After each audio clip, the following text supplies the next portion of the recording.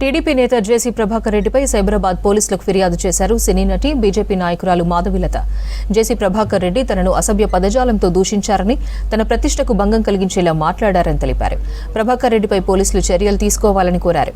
10 ఏళ్లుగా తాను సైబరాబాద్ కమిషనరేట్ పరిధిలోని రాయదుర్గంలో నివాసం ఉంటున్నానని, అందుకే జేసీ వ్యాఖ్యలపై సైబరాబాద్ పోలీసులకు ఫిర్యాదు చేశానని తెలిపారు మాధవిలత.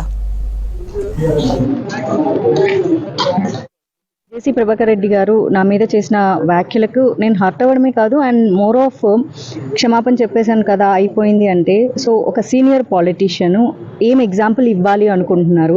సో అమ్మాయిలని అబ్యూస్ చేసేసి బూత్ వర్డ్స్ అండ్ మళ్ళీ ఒక సారీ చెప్పేస్తే ఈ రోజు నేను రేపు పొద్దున ఇంకొకళ్ళు సో ఫర్దర్ జనరేషన్స్కి ఆడపిల్లలు పాలిటిక్స్లోకి వచ్చినా ఇంకో ఫీల్డ్లోకి వచ్చినా సో సీనియర్ పాలిటీషియన్స్ ఎలాంటి పదాలతోనైనా అబ్యూస్ చేయొచ్చు.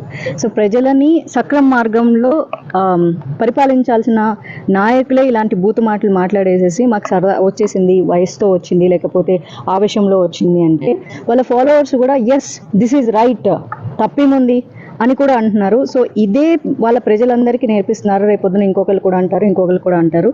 సో అది నేను దాన్ని ఖచ్చితంగా ఖండించాలి అండ్ నా కోసం నేను ఫైట్ చేసుకోవాలి. అప్పుడే నేను అమ్మాయిల గురించి మాట్లాడే హక్కు నాకు ఉంటుంది. అండ్ నా మీద జరిగిన అబ్యూస్కి నేను నోరు మూసుకొని అయ్యో వాళ్ళు పెద్దోళ్ళు, వాళ్ళ గురించి చాలామంది ఫోన్ చేసి జాగ్రత్తగా ఉండు, they are very dangerous people అని.